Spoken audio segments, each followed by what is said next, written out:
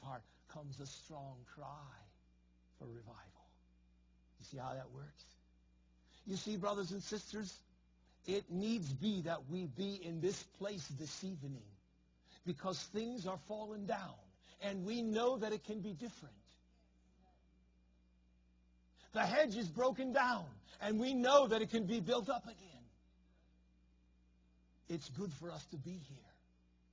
But thus the strong cry for revival in verse 1, all the way down through there. Turn us again, O God. Turn us again, O God.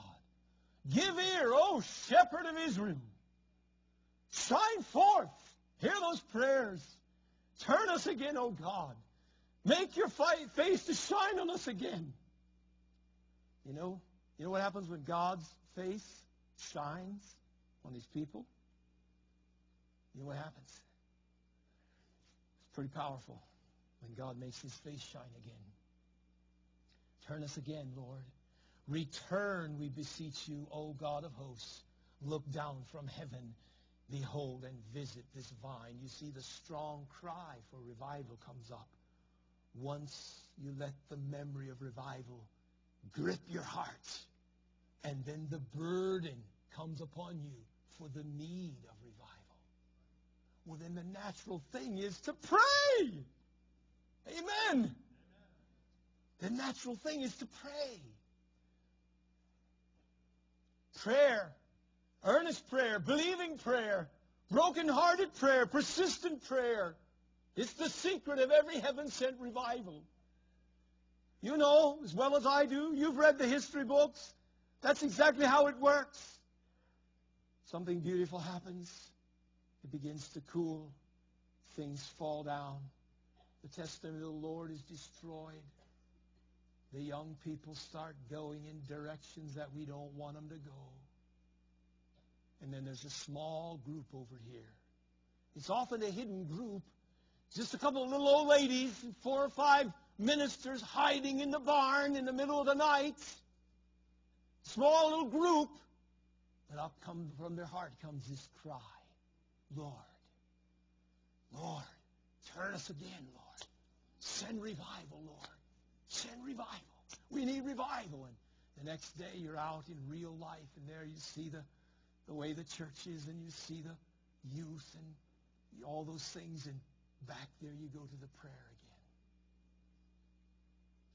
But brothers and sisters, it would be very discouraging if we didn't have those beautiful memories of revival, wouldn't it? It would be very discouraging. You look around, all you see is trouble, just like... which one of the prophets was it there? That Habakkuk, I believe, who said, Lord, revive thy work in the midst of the years. You know what he was saying? He was looking around and he was seeing the condition of everything and saying, oh, Lord, revive your work. Everything's fallen down. But the exciting thing is when you read accounts of revival, there rises within your heart a faith, that impetus of faith, that believing prayer begins to come out of your heart. And you don't just tell God how bad everything is. You seek God with a positive, faith-filled attitude. Lord, send revival. You did it in the past. I know you'll do it again. That's a whole lot different than just complaining before the Lord, isn't it? And I'm afraid many times that's about what the Lord gets from us, is a bunch of complaints about how bad it is. Look at this and look at that, and my, I'm so tired of this. And that won't bring revival, brothers and sisters. But prayer will. Prayer will. Earnest prayer. Believing prayer. Broken-hearted prayers will bring revival.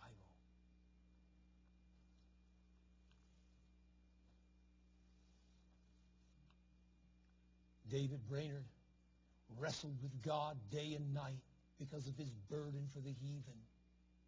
Day and night. That God would call out a people for his name among the Indians.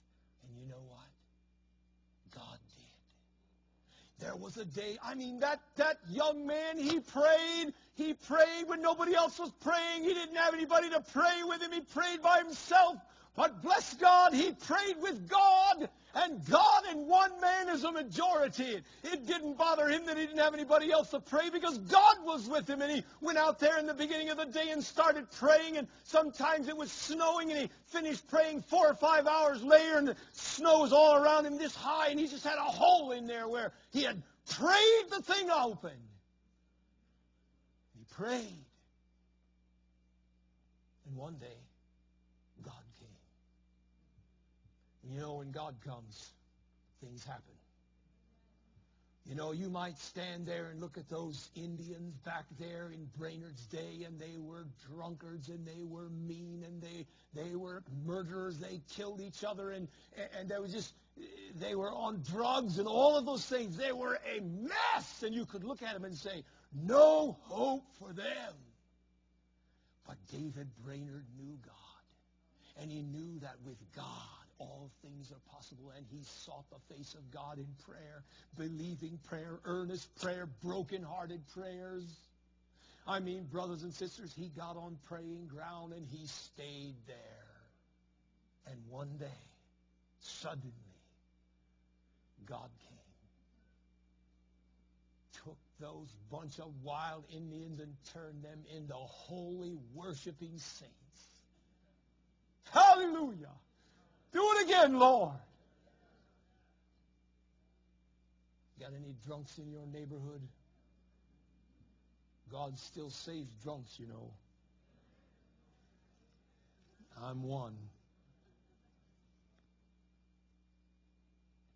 The revival in Wales was preceded by many, many praying people from 1897 all the way to 1904. Many ministers gathered to pray for a visitation of God upon the churches of Wales.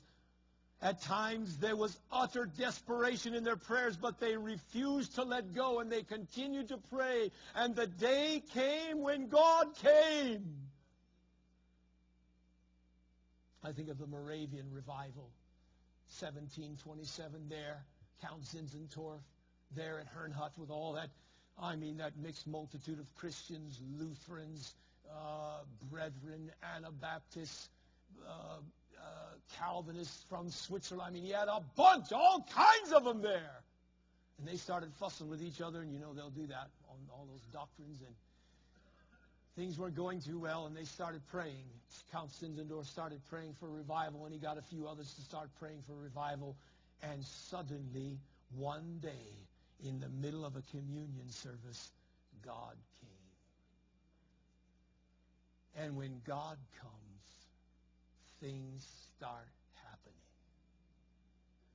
And God took that little group of praying Moravian Christians and turned them into one of the most powerful missionary bands the world has ever seen. There they were, bunch of fussing, carrying on with each other, dividing and arguing about this doctrine and that one, and whether the bread turns into this or not, whether it doesn't, and all those things. And then one day God came, and Jesus was in their midst. Spurgeon testified of the hidden group of desperate prayer warriors who stormed heaven for a visitation in their church every Sunday morning. He said, at times, the burden and presence of God was so intense that no one dared to even speak. Now, that's when you know God's there. Nobody wants to say anything.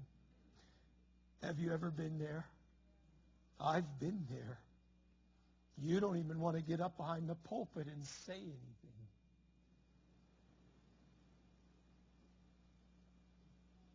Because God is there.